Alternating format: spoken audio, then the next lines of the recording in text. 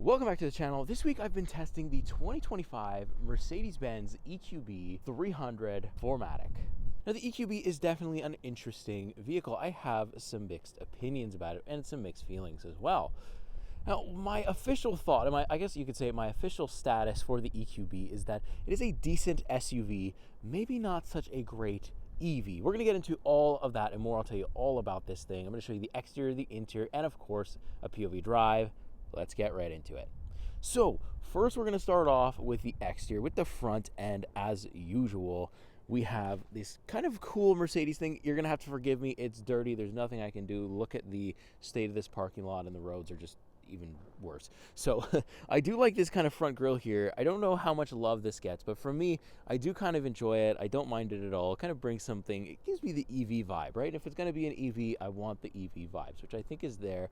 I do like the daytime running LEDs. I do think it looks pretty good. I like the little Mercedes-Benz logo right up on the top here. There is no front trunk, so I'm not going to open it because there's nothing really to see under there other than, you know, kind of the battery components, which we'll include some B-roll quickly. But overall, for the front end of the EQB, I don't hate it. I actually think it looks quite sporty and, you know, quite EV-ish, and that's, I think, what the goal is there.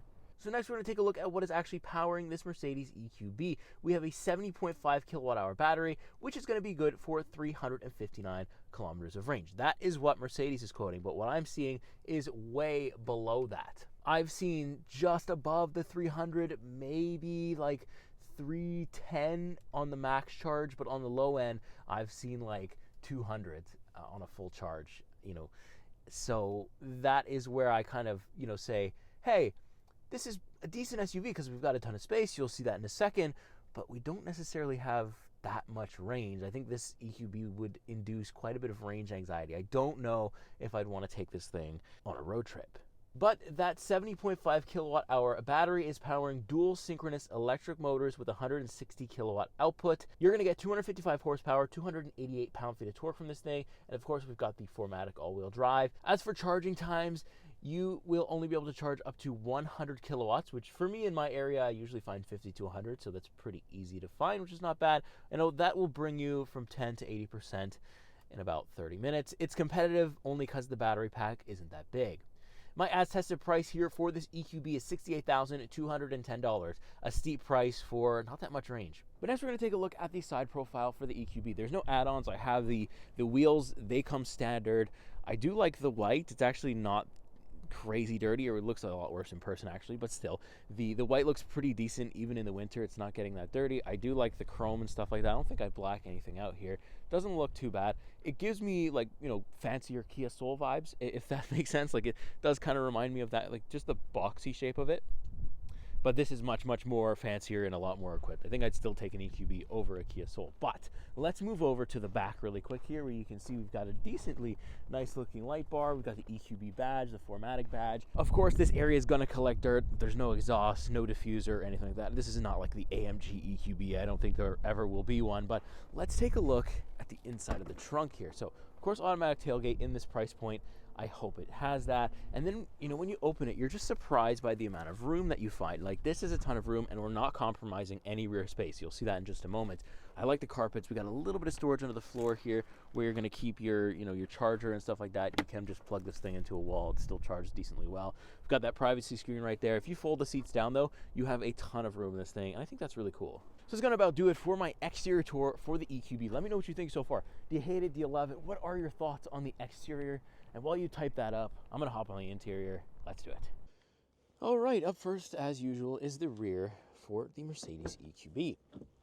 Open the door here. You can see not a lot of crazy mix of materials or anything like that. It's just black with a little bit of the white stitching. We'll take a look at the seats as well. Black seat belts. Just complete black all throughout, which honestly I don't hate. I even think I saw on the website that you can option this thing with a third row potentially.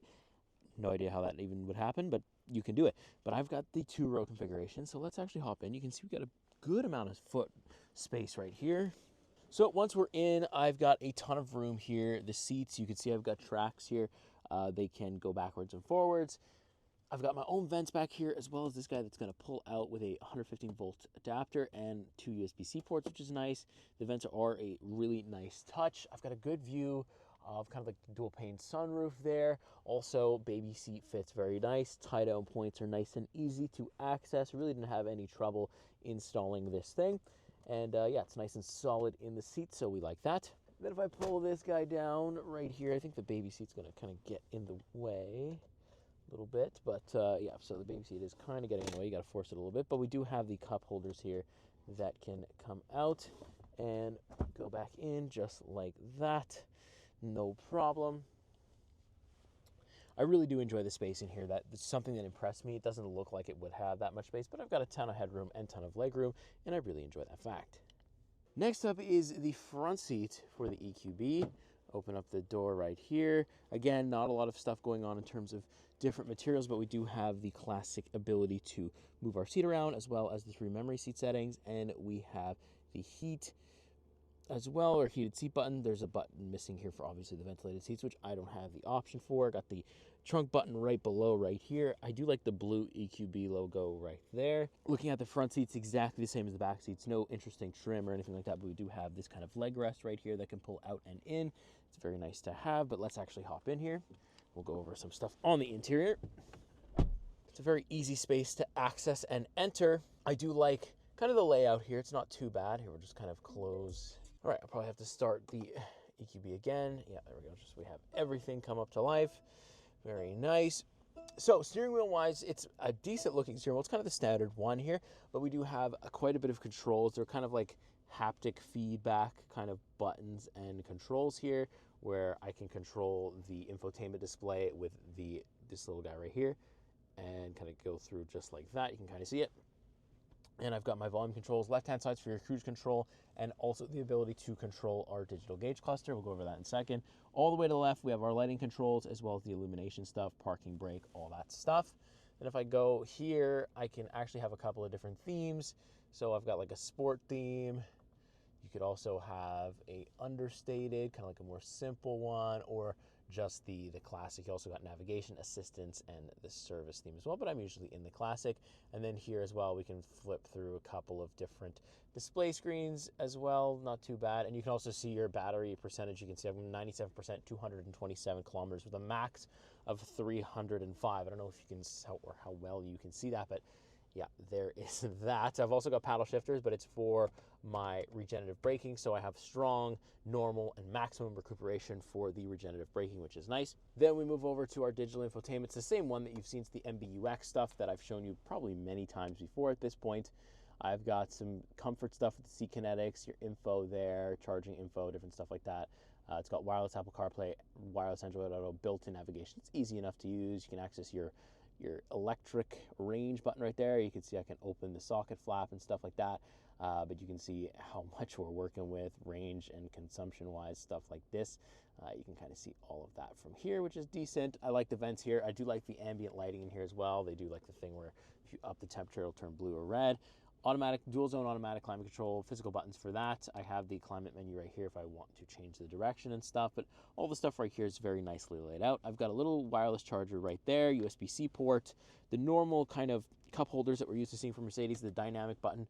We have Comfort, Eco, Sport, Individual, and that's pretty much it. And of course the Individual you can customize and have the way you want. Parking camera, we don't have a 360-degree camera here, but we do have kind of the rear camera with the different angles, which looks nice, and it does have the auto park feature. I can kind of try to help you out there if you're not very good at parking yourself. Volume button, a little bit of like a storage thing there, a little bit of storage in here, the dual thing that opens up with 2 USB-C ports.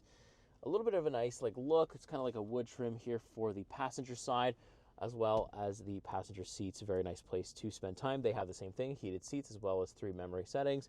And yeah, very decent overall. I don't hate the interior. It's very bare bones. There is, you know, the materials in here don't look that upscale. They don't feel that premium. This isn't a very premium experience. From myself, that's my opinion, and also from the few people that I've shown this to, you know, they prefer kind of the older stuff, and you know, Mercedes has maybe gone down in terms of quality a little bit on the interior, but it's not horrible. I do think that I still have everything that I could want or need in here, so it's not the worst experience in the world.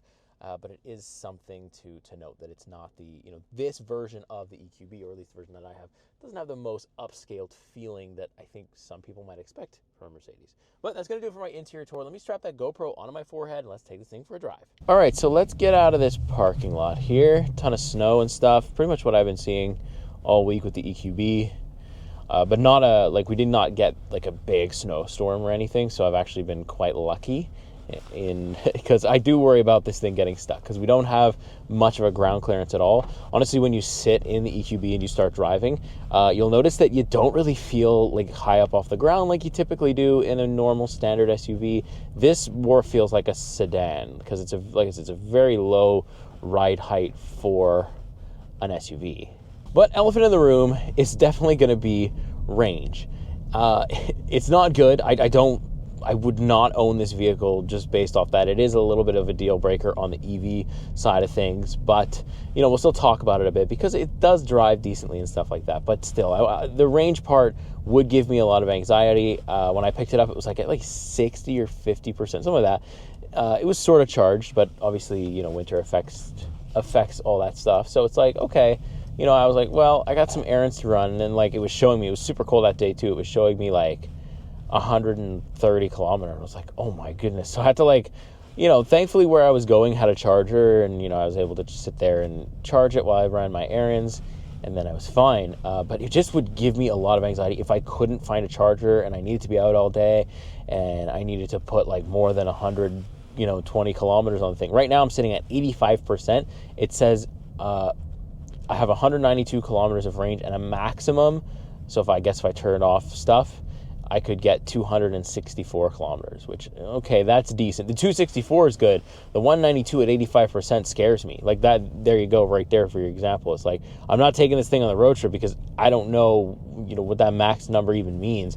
So it's just a little confusing at times, and yeah, definitely range anxiety inducing. So if you're somebody that has range anxiety, would not recommend hopping behind the EQB for a long period of time. I don't have a big commute. So my day-to-day stuff, I'm doing this, I'm mall crawling, I'm back and forth to the office and stuff like that. And I'm fortunate enough that I'm quite close. I'm within 10 minutes, 15 minutes of my office. So I'm close to everything I need. So my commute, not really feeling the low range that much. But if you do have a long commute or whatever, you get stuck downtown, whatever it is, yeah, that would start to worry me a little bit. But let's get out onto some main roads here. We'll pop it in sport mode shortly. I'll show you what that looks like, see what kind of EV acceleration we can get out of this thing. But so ride quality is actually quite good. It's a nice and smooth ride. I don't feel like I'm bouncing around that much. I do like the ride quality. I like the noise isolation too. It's definitely slightly, it's not like the top end of Mercedes where they're completely deleting all exterior noise, but it's decent. I think the sound deadening is pretty good here. I don't hear the tire noise all that much. But again, I'm not really traveling on the highway that much either. Handling wise, it's all right. Sport mode kind of helps the steering and stiffness a little bit. But definitely not lighting up track times or anything with this thing. But that's not at all what you're buying the EQB for. I've been struggling to think about who this car is for. My my takeaway is that it's for people who don't have a big commute, who want something Mercedes. So they want you don't want a Kia Soul, but you want something kind of like that, look wise. We kind of like the boxy look. And, you still want to drive behind the Mercedes logo. And that's kind of the only reason I can think of, because it's not fast. You'll see that in a second. It's not efficient. Well, it's efficient, but in terms of being an EV, but it doesn't have a lot of range. And it's not the most upscaled quality interior I've ever seen in a Mercedes. I think Mercedes has done a lot better in other models. I feel like maybe the EQB has been forgotten about, but look, handling wise, it's decent, right? I'm not complaining about it for what it is. For just your mall crawler, decent little thing. It handles perfectly, and the average consumer probably doesn't even notice or won't even care about that stuff. All right, so let's put it into, actually the power output in eco mode significantly dies. I can feel the vehicle actually braking quite a lot, and I really have to push the accelerator to get it into kind of decent pickup speed. So eco mode is quite slow, actually. Sport mode is decent. You'll see that here in a second. We'll just kind of take it off a little bit here. Come up to a stop sign. go. And let's boom it. Gradually picks up. Oh yeah. Look, it's definitely doesn't feel fast. It's got the instant torque, so it's definitely faster off the line than, say your average Toyota Corolla. But there's nothing really right home. It's not like putting me back in my seat. It's not like, oh my goodness, that was crazy performance. I just don't think it could. I mean, I think if you try to add any more performance out of these motors and don't upgrade the battery, you're just going to have like 50 kilometers of range. I mean, you effectively will have a fast golf cart, and I don't think that's the goal. So, I'm really not surprised by the power output here. And usually, like I said, I'm not driving in sport mode. I'm driving in maybe I'll drive in dynamic mode with, some things in sport, the engine in comfort or the battery performance in comfort, and everything else in sport mode, which does kind of add a little bit more fun to the steering. I also have paddle shifters, like I said, where I can do a maximum recuperation, which is sort of like one pedal driving, and then I can do strong or normal, which is almost nothing. The car really does coast quite a bit, but maximum, when I let off, it really does come to a full stop almost. But usually I'm just in the strong. I'm just right in the middle. I've gotten used to that, and it's decent like that though. So really the thing is if you mall crawl and you need a little bit extra space, the sedans just don't do it for you, then this is going to be very good if you're within like a decent driving distance, or if where you're regular commuting has an EV charger. Then you're probably not going to have any problems. You're definitely going to want to have an EV charger at home, although I have been getting decent times, again, because the battery pack is not that big, with just plugging it into the wall outlet at home and just charging it overnight. Like, I get a little bit back, and that's actually been kind of keeping the battery stable, especially overnight when it's cold. Right now we're sitting about -8, so definitely cold enough to probably upset most electric batteries, but this might be the worst degradation I've seen, especially what Mercedes are quoting versus what I'm actually seeing in the winter. It'd be curious to, boot this car up in warm weather, like say in the spring, summer, where we're in the like +5, +6 range, where the battery might be a little happier to be outside. It'd be interesting to do that and just see if the range in the low end improves at all. But I don't know. I just don't see me getting close to that number that Mercedes is quoting, which is interesting. I will say, though, I do like the feel of the steering wheel. I've had a couple people say they don't like the steering wheel at all, but I do enjoy the feeling of it. I like how it's kind of bigger.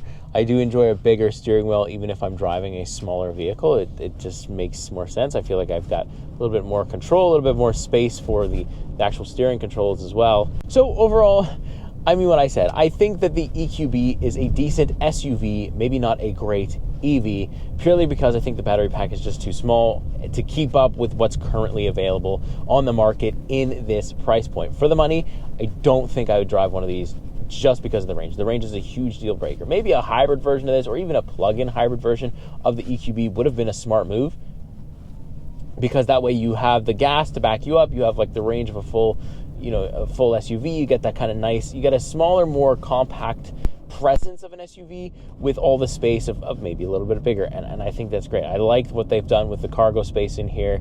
I think it's pretty decent. I think I could fit my small family in here quite well, which is usually a worry when I take compact SUVs, but this one, the EQB, is really, really good at that. And so it got the SUV part, pretty much nailed it right on the head, but the EV part still needs a little bit of work, or it just needs to go away entirely.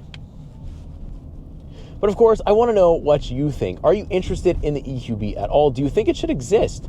Are you an owner of an EQB? I happen to see a couple in the parking lot in my office. So there is a market for it, but I just kind of am curious to get inside the mind of an owner and why this car, and also why not the EQB? If you've looked at it and you just, you're saying, okay, to yourself, I'm not buying this car, why would you not buy it? And of course, owners, let me know reliability-wise, issues and stuff like that. We know EVs are, can be tricky if they go wrong, and they can be very, very, money efficient if they go right. So let me know in the comments all that stuff. I want to hear from you. Let's have a little discussion. Make sure you like, subscribe if you want to see more videos like this one. I will see you in the next week. See you in the next car. Take care.